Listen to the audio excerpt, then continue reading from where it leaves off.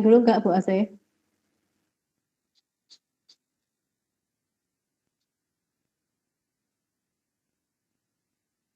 Ya, Assalamualaikum warahmatullahi wabarakatuh, rekan-rekan CGP.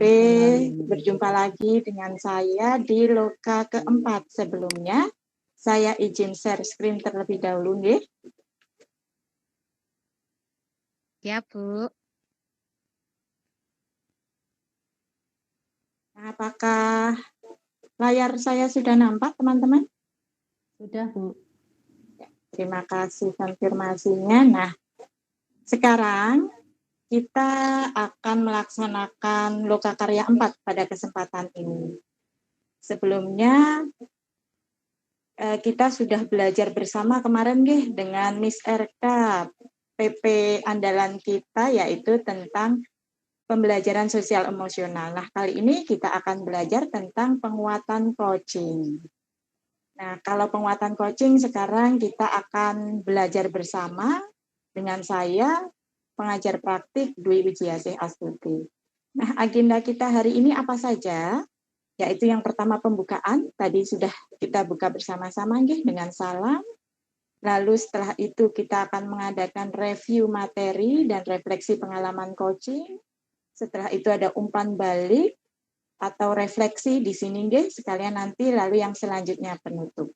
Nah, tapi sebelumnya saya ingin tahu nih, kira-kira menurut teman-teman CGP semua, nanti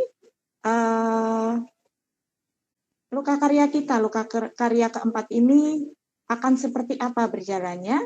Ini link dan juga atau linknya saja dulu ya, linknya akan saya bagikan di kolom chat. Ya, sebentar.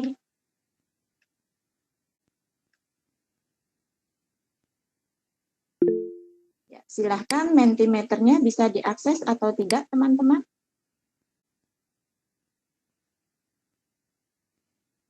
Bisa Bu.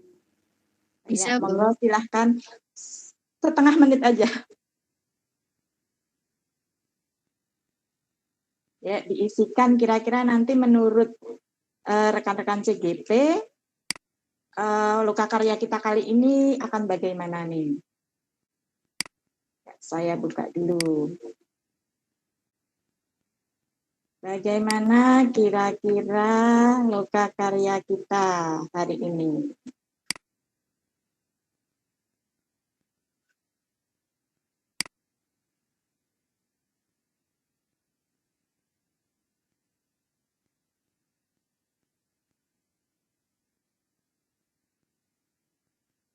Sebentar saya stop sharing dulu.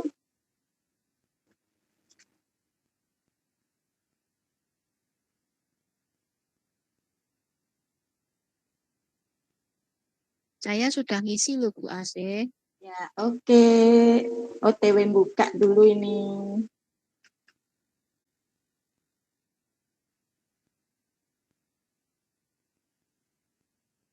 Uwer-uwer.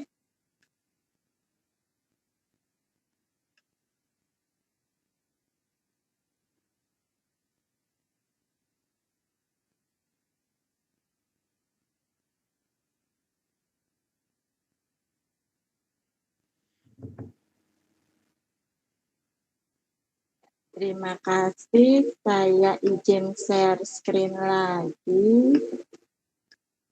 Ini saya jaringannya karena menggunakan dua device jadi agak terganggu. Apakah sudah nampak layar saya, teman-teman? Sudah. Ya, ini Sudah. tadi. Terima kasih. Bagaimana kira-kira loka karya kita hari ini? Ya, ternyata semuanya menjawab I thought it was great. Ya, semoga nanti benar-benar menarik ya, teman-teman. Ya, kita kembali. Ya, kita lanjutkan. Yang selanjutnya akan saya sampaikan tujuan dari loka karya 4, yaitu saya harapkan nanti rekan-rekan semua mampu menunjukkan kemampuan coaching yang dimiliki, lalu mampu mengidentifikasi kekuatan, area pengembangan dalam menyusun rencana perbaikan dalam proses pembelajaran yang berpihak pada murid, lalu selanjutnya mampu menunjukkan kemampuan melakukan rangkaian supervisi akademik dengan menggunakan pola pikir coaching. Nah, selanjutnya kesepakatan kelas untuk mengawali lokakarya kita ini agar lebih nyaman dan aman. Kita akan menyusun kesepakatan kelas, tapi karena waktunya terbatas, saya mengusulkan ini teman-teman. Yang pertama hadir seutuhnya, on cam, mute, atau saat belum dipersilakan bicara, ya, lalu bergantian berpendapat dan saling menghormati. Atau mungkin teman-teman punya pendapat lain, silahkan. Bisa open mic langsung saja, atau mungkin sudah setuju. Ketepatan waktu, Bu. Oh ya, boleh kita tambahkan di sini ya. Ketepatan waktu. Terima kasih, Bu Ari. Yang lainnya apakah sudah setuju? Sudah, Bu, setuju. Ya, kita lanjut ya. Nah, untuk merefleksi atau mereview pengetahuan kita tentang coaching, saya menghadirkan 3 kasus di sini, teman-teman. Ada 3 kasus yang saya tampilkan, kasus 1, kasus 2, kasus 3. Sebelum Ibu Bapak atau teman-teman membaca, saya bagikan dulu ini di chat kita, nanti akan menjawab di Padlet. Nanti saya tampilkan lagi ya, saya izin ke chat terlebih dahulu.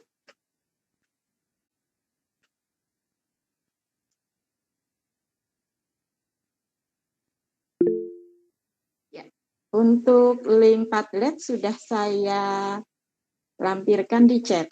Nah, ini kasusnya, silahkan saya beri waktu mungkin 1 menit cukup nih untuk mengisi Padlet.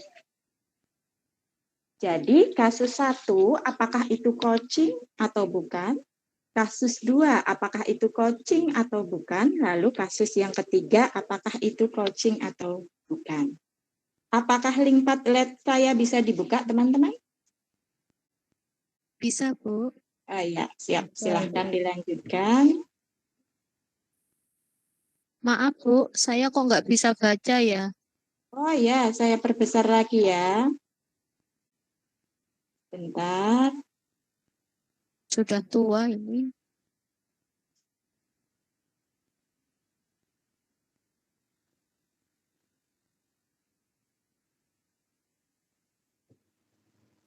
Yang kasus 1 dulu ya.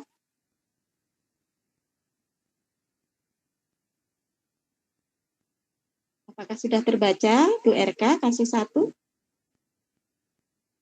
Sudah, Bu.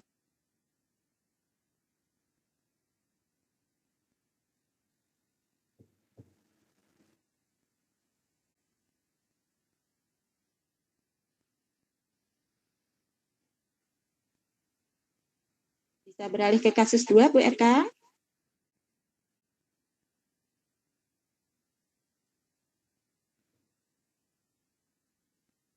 Ya, Bu.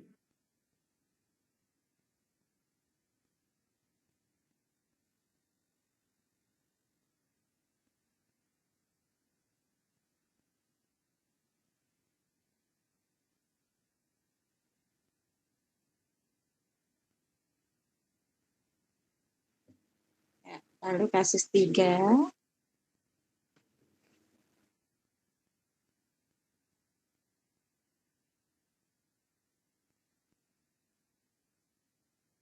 Sudah, teman-teman? Sudah, teman-teman? Sudah, Bu. Ya, coba kita lihat sama-sama ya.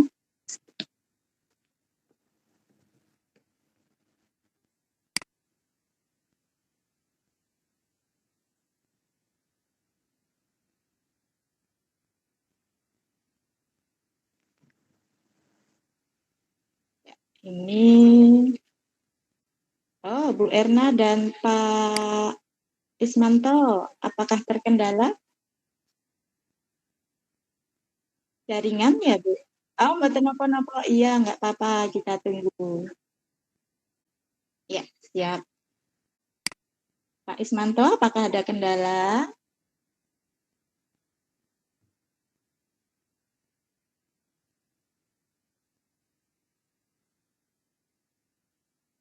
Pak Ismanto, Apakah terkendala sinyal?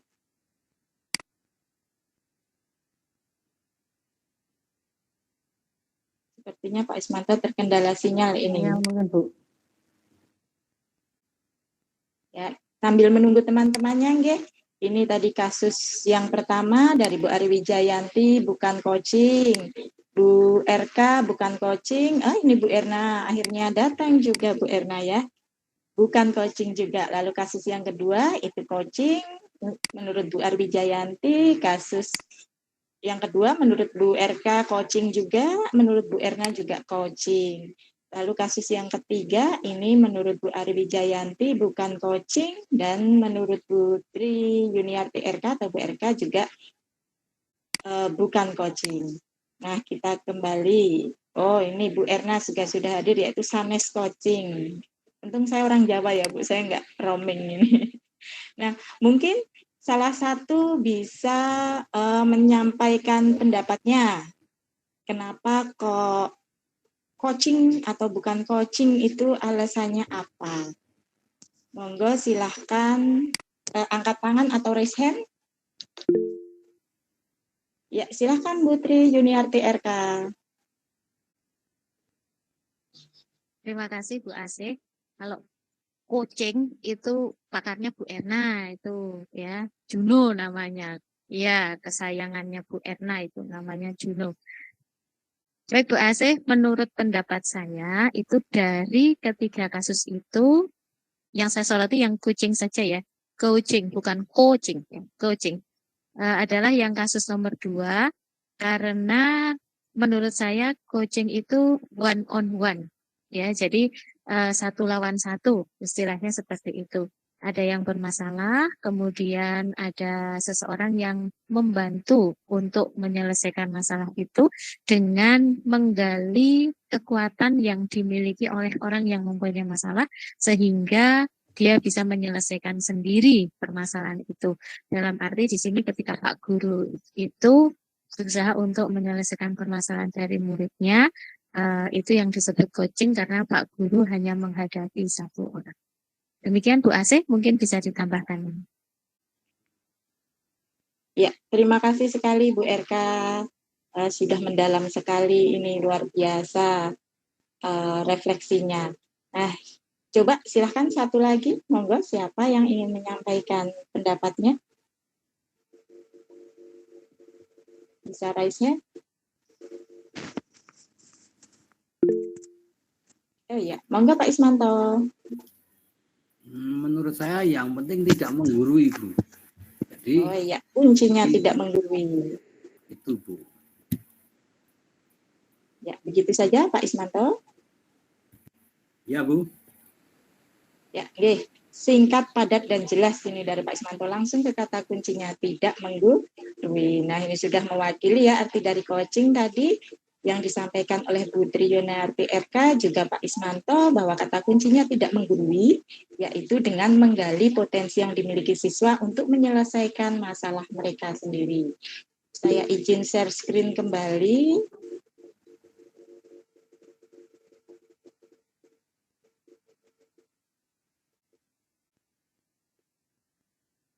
Ya, oh ini masih besar ya. Nah, ini sekarang saya akan menampilkan sebuah video sebentar saja ya teman-teman. Nanti kita merefleksikan bersama di Jamboard yang sudah saya buat. Saya bagikan terlebih dahulu di chat. Ya, izin kembali ke chat. Oh, sebelumnya ini Bu Ari Wijayanti mungkin bermasalah dengan audio, nggih, menuliskan umpan baliknya di chat, yaitu coaching kuncinya mendorong coach untuk menemukan sendiri solusi dari permasalahan yang dihadapi. Ya, luar biasa sekali Bu Ari. Nah, sekarang silahkan akan saya putarkan video, lalu nanti Ibu Bapak merefleksikannya pada Jamboard.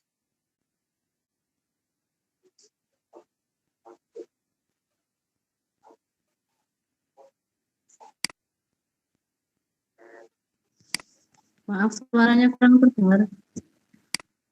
Oh iya.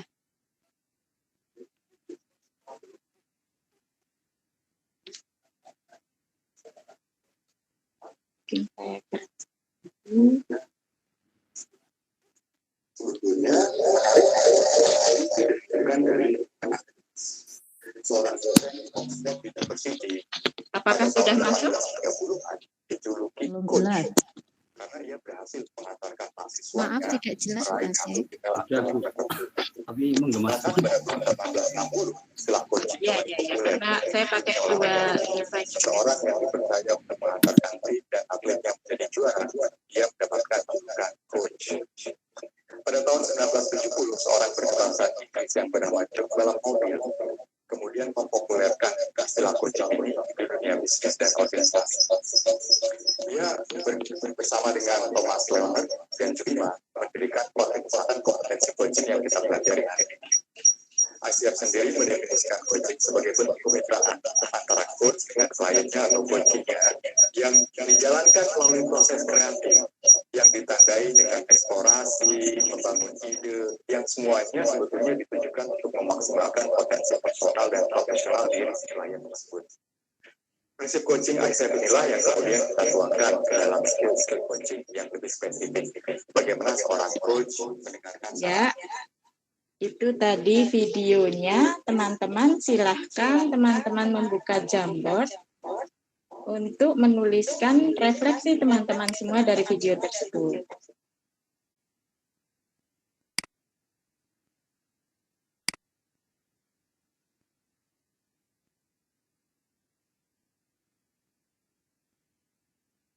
Ya, ini di Jamboard sudah ada Bu Ari Wijayanti. Ini suara saya menggema ya.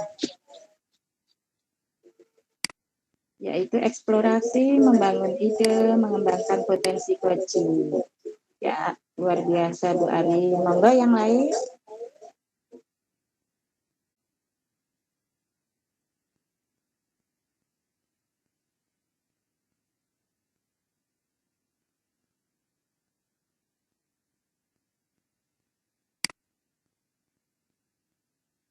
Silakan. Oh, ini ada Bu Erna. Memberdayakan potensi murid. Ya, elemen kunci dari coaching memberdayakan elemen murid. Ya, luar biasa Bu Erna. Lalu yang selanjutnya ada Bu RK, menggali potensi coaching untuk mendapatkan solusi atas permasalahan yang dihadapi.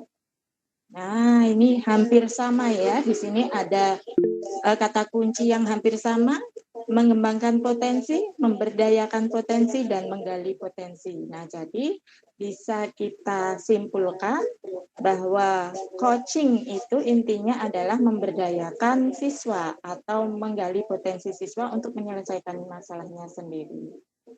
Nah, dari aktivitas kita tadi yang sudah kita lalui, mungkin ada satu saja dari rekan yang ingin merefleksikan apa yang sudah kita pelajari hari ini. Silahkan tunjuk tangan.